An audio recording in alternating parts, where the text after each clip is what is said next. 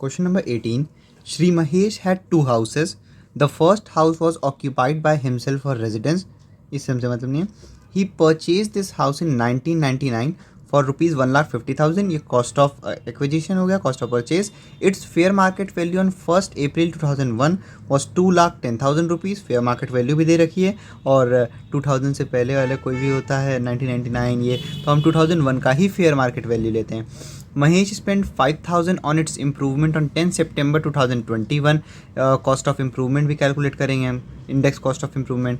फिर उसके बाद एंड सोल्ड इट ऑन 30 नवंबर 2021. इन्होंने बेच दिया 18 लाख रुपए में. ये एक हाउस के केस में गया. सेकेंड हाउस उन्होंने परचेज़ किया 25 फरवरी 2022 फॉर रुपीज़ 8 लाख. तो रेजिडेंशियल हाउस बेच के रेजिडेंशियल हाउस इन्होंने परचेज़ किया, यानी कि सेक्शन 54 में हमको एग्जेम्पशन मिलेगा. पहला हाउस देख लिए. अब दूसरे हाउस का इन्होंने क्या किया, दूसरा ही had purchase the second house for 7,74,000 इन 2007-8. इन्होंने सेकेंड हाउस को परचेज किया 2007-8 में 7,74,000 का, and had let out for residential purpose.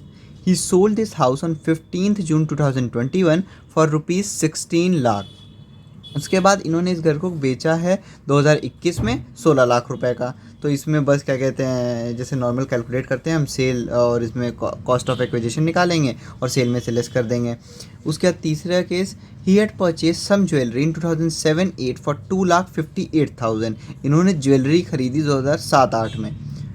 22 फरवरी 2022 को he had sold this jewellery for 7 lakh rupees. ठीक है, जो इन्होंने ज्वेलरी 2007-8 में ख़रीदी थी 2022 में इन्होंने सोल्ड कर दी 7 लाख रुपए में. And purchased on 15 March 2022 new jewellery of rupees 75,000.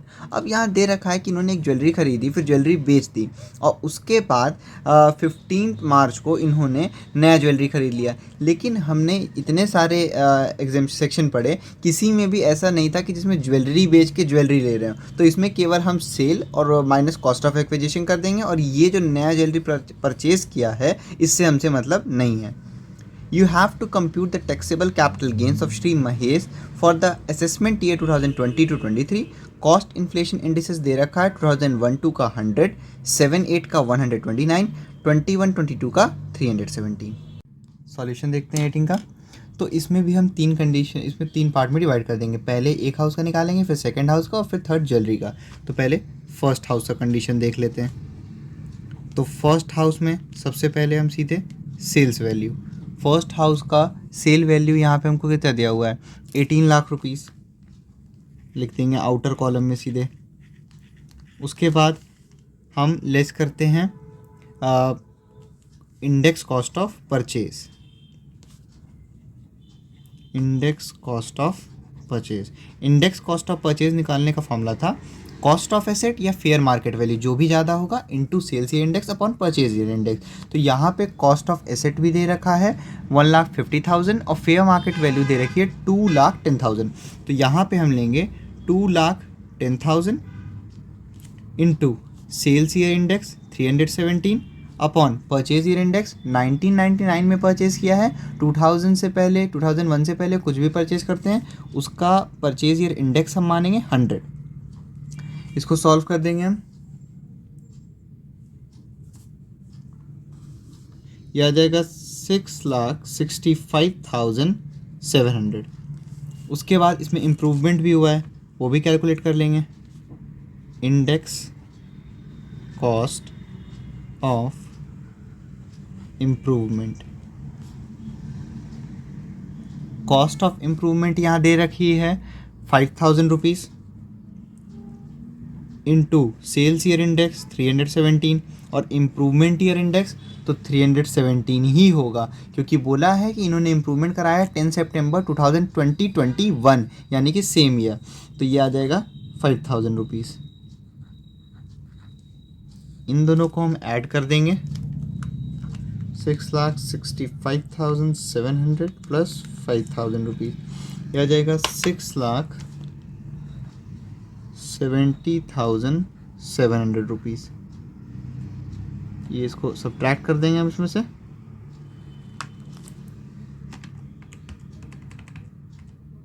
यह जाएगा 11,20,000 29,300। तो इनके पास ये 24 महीने से ज़्यादा थी, इसलिए ये हो गया लॉन्ग टर्म कैपिटल गेन। उसके बाद इन्होंने एक और रेजिडेंशियल हाउस परचेज़ किया, तो फिर इसमें से हम कर देंगे less section 54। Residential house sold करके रेजिडेंशियल हाउस ख़रीदते हैं तो सेक्शन 54, तो इसमें हम लिखेंगे परचेज रेजिडेंशियल हाउस। तो रेजिडेंशियल हाउस इन्होंने जो परचेज़ किया है वो है 8 लाख रुपए का। सीधे आउटर कॉलम में लिख देंगे हम 8 लाख रुपीस। इसको सब्ट्रैक्ट कर देंगे, ये आ जाएगा 3,29,300 रुपीज़। ये आ गया हमारा फर्स्ट हाउस के केस में टैक्सेबल कैपिटल गेन। जब एग्जेम्पशन होता है तो ये एक तरह से gross long term capital gain हो गया। उसके बाद फर्स्ट हाउस के केस में हो गया। अब हम सेकंड हाउस का केस कैलकुलेट करते हैं। तो सेकंड हाउस के केस में इन्होंने सेल्स वैल्यू क्या दे रखी है? सेकंड हाउस के केस में सेल्स वैल्यू है क्वेश्चन में 16 लाख रुपीज़। तो सीधे आउटर कॉलम में सेल्स 16 लाख रुपीज़। उसके बाद इसमें इंडेक्स कॉस्ट ऑफ परचेज, तो less index cost of purchase. तो कॉस्ट ऑफ परचेज कितना दे रखा है इस क्वेश्चन में? कॉस्ट ऑफ परचेज दे रखा है 7,74,000 rupees into sales year index हो जाएगा 317, और purchase year index second house इन्होंने परचेज किया 2007-8 में, तो 7-8 का इंडेक्स क्या है? 129। इसको सॉल्व कर लेंगे कैलकुलेटर में। 7,74,000 इंटू 317 डिवाइड बाई 129, यह आ जाएगा 19,02,000 19,02,000 रुपीज़। इसको हम सब्ट्रैक्ट कर देंगे तो हमारा माइनस में आंसर आएगा। अगर माइनस में आंसर आता है तो ये लॉन्ग टर्म कैपिटल लॉस हो जाएगा। ये हो जाएगा हमारा लॉन्ग, क्योंकि 24 महीने से ज़्यादा था तो लॉन्ग टर्म कैपिटल लॉस। उसके बाद उन्होंने एक ज्वेलरी ख़रीदी, तो ज्वेलरी का कंडीशन भी सॉल्व कर लेते हैं। ज्वेलरी में सबसे पहले हम सीधे सेल्स वैल्यू लिखेंगे क्वेश्चन में। ज्वेलरी का सेल्स वैल्यू है इसमें 7 लाख रुपीज़, तो आउटर कॉलम में सीधे 7 लाख। उसके बाद हम इसमें से index cost of purchase less कर देते हैं, तो इंडेक्स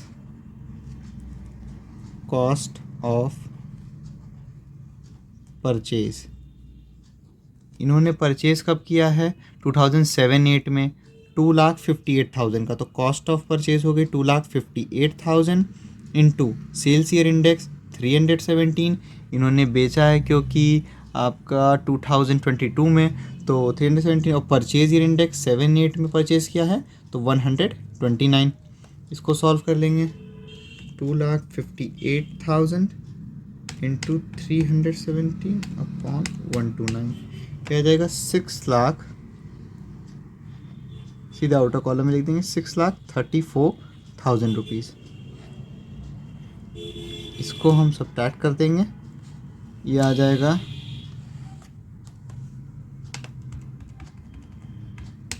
66,000 रुपीज़। तो ये लॉन्ग टर्म कैपिटल गेन आएगा।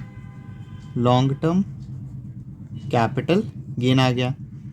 अब हमारा तीनों का निकल गया, 2 में हमको गेन हुआ और 1 में लॉस हो गया है। उसके बाद टोटल टैक्सेबल कैपिटल गेन निकालने के लिए इन तीनों फर्स्ट हाउस का, सेकंड हाउस का, ज्वेलरी का ऐड कर देंगे।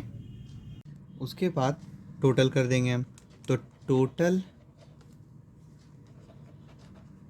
कैपिटल गेन हमारा निकलेगा। जो सबसे पहले वाले में हमको कैपिटल गेन हुआ है वो, उसके बाद उसमें हम प्लस करेंगे, दूसरे वाले में लॉन्ग टर्म कैपिटल लॉस हुआ है, ठीक है। फिर उसके बाद तीसरे वाले में लॉन्ग टर्म कैपिटल गेन, तीनों को हम ऐड कर देंगे। तो फर्स्ट हाउस के केस में हमारा 3,29,300 रुपीज़, दूसरे वाले केस में हमको लॉस हुआ है, माइनस में आंसर आया है जो कि है 3,02,000 रुपीज़, और तीसरे केस में आया है हमारा गेन प्लस में 66,000 रुपीज़। इसको सॉल्व कर लेंगे हम कैलकुलेटर में, ये हमारा आ जाएगा 93,300। तो टैक्सेबल कैपिटल गेन्स आ गया हमारा 93,300।